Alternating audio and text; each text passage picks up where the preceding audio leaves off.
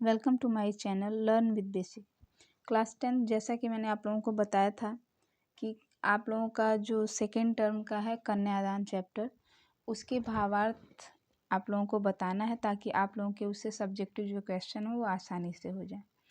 तो चलिए आज आप लोगों का कन्यादान, इसके भावार्थ को हम लोग समझते हैं और उसको हम लोग समझ के उसके सब्जेक्टिव क्वेश्चन पे ज़्यादा फोकस आप लोग करोगे, क्योंकि इसके अर्थ को अगर आप समझ जाते हो तो इसके सब्जेक्टिव क्वेश्चन जो हैं वो आसानी से आप कर पाओगे।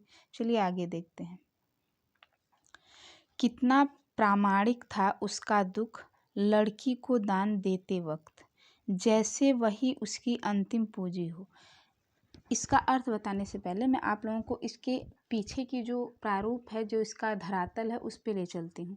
ये ऋतुराज जी की कविता है। इसमें उन्होंने स्त्रियों के शोषण के विरुद्ध आवाज़ उठाने का प्रयास किया है और उनकी अधिकतर कविताएं ऐसी ही होती हैं जो स्त्रियों के शोषण को न करने के लिए प्रोत्साहित करती हैं। मतलब स्त्रियों के शोषण न हो इसके लिए वो स्त्रियों को जागरूक बनाने की कोशिश करते हैं। उनकी हर एक कविता में ऐसा देखने को मिलता है। इस कविता में एक माँ जो अपनी बच्ची को एक परंपरागत आदर्श रूप में जो सिखाया जाता है शादी होते वक्त, विदाई होते वक्त, कि आप अब ऐसे ससुराल जाओगे तो आप सबका कहना मानोगे, सबकी बातें सुनोगे, कुछ बोलोगे नहीं। तो इस परंपरागत रूढ़िबद्ध तरीके से निकालना, यानी वो परंपरागत तरीके से अपनी बेटी को नहीं समझा रही है, बल्कि उसको सचेत कर रही है कि ससुराल के जो ससुराल में जाने के बाद जो भी चीज़ें हैं उसको कैसे वो फेस करेगी। तो वो इस आधार पे बता रही है क्योंकि वो उस अनुभव को महसूस कर रही है और अपने बेटी के प्रति चिंतित है, इसलिए वो अपने बेटी को आगाह करती है। तो देखिए कितना प्रामाणिक था उसका दुख, अर्थात माँ का दुख। प्रामाणिक मतलब सत्य, एकदम सत्य, प्रमाण सहित सत्य। तो ऐसा उसका प्रामाणिक दुख था लड़की को दान देते वक्त। जब लड़की को दान दिया जाता है, यानी जब उसकी शादी होती है, तो कन्यादान जब होता है, तो उसका दुख जो था ना, वो वास्तविक दुख था। प्रामाणिक मतलब वास्तविक। लड़की को दान देते वक्त जैसे वही उसकी अंतिम पूंजी हो। यहाँ पे कवि बता रहे हैं कि ऐसा लग रहा था उस समय माँ को कि अब उसकी ये जो जीवन भर की कमाई है, उसकी अंतिम पूंजी बस यही वो बच्ची है जो अब वो दान कर रही है। अब इसके भावार्थ को आप लोग भी देख लीजिए।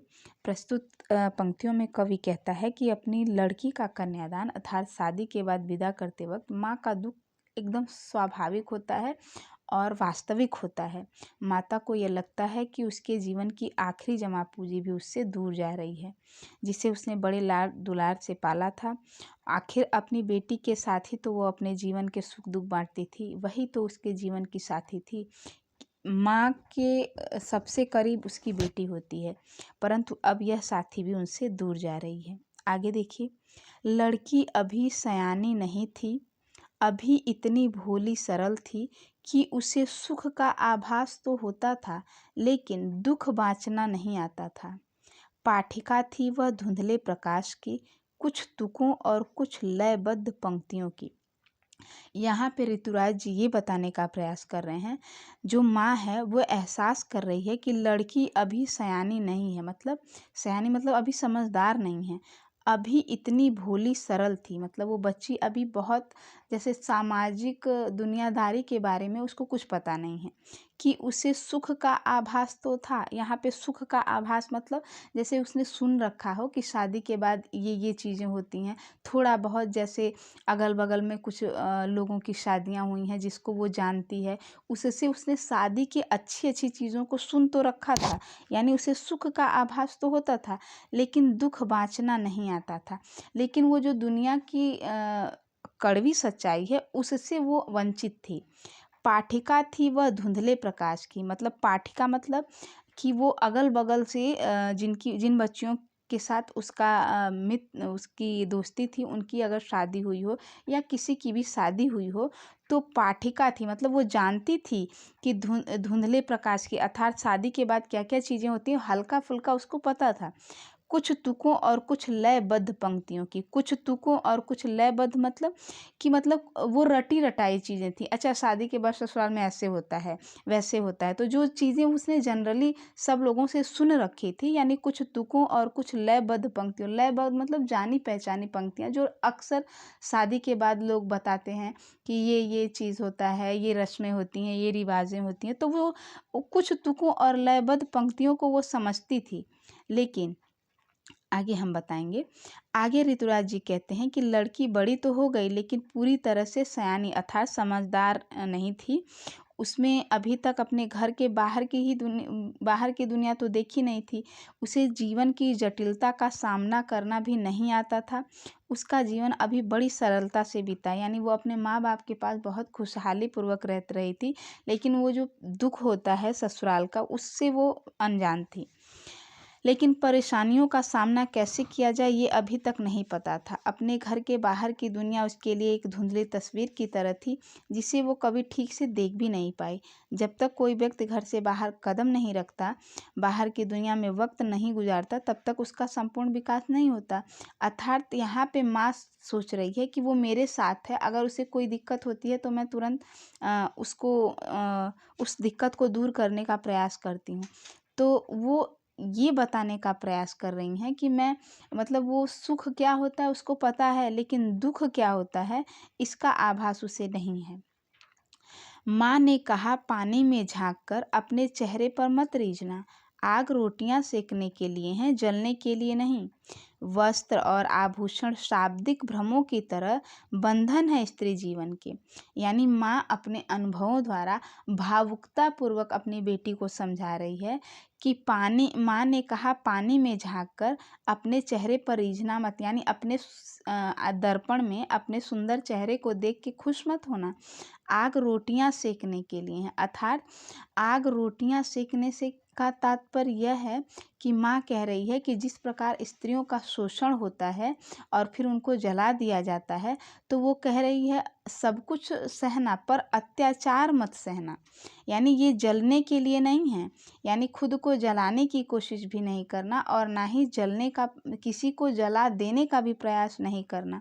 वस्त्र और आभूषण शाब्दिक भ्रमों की तरह हैं। ये जो वस्त्र और आभूषण यानी गहने तुमको जो मिले हुए हैं, ये तुम्हारे लिए नहीं है, ये बंधन है स्त्री जीवन की। माँ बताती है कि बेटा ये सारे बंधन हैं जो हमको एक परिवार में जोड़ने के लिए दिए जाते हैं, ना कि ये हमारे लिए दिए जाते हैं। ठीक है, तो वो अपने अनुभवों के आधार पे वो बताती है, जो आगे आपको भावार्थ में दिखेगा। अपनी इन पंक्तियों में कवि ने माँ का वर्णन किया है जो विदाई के वक्त अपनी बेटी को नसीहत देती है, और ये नसीहत परंपरागत नहीं होती है, मैंने जैसा आपको पहले बताया है। सबसे पहले माँ अपनी बेटी को बोलती है कि अपनी सुंदरता पर मत इतराना, क्योंकि सांसारिक जीवन को सही तरीके से चलाने के लिए क्या काम आता है, गुण काम आते हैं। फिर माँ अपनी बेटी को कहती है कि आग रोटियां पकाने के लिए होती हैं, न कि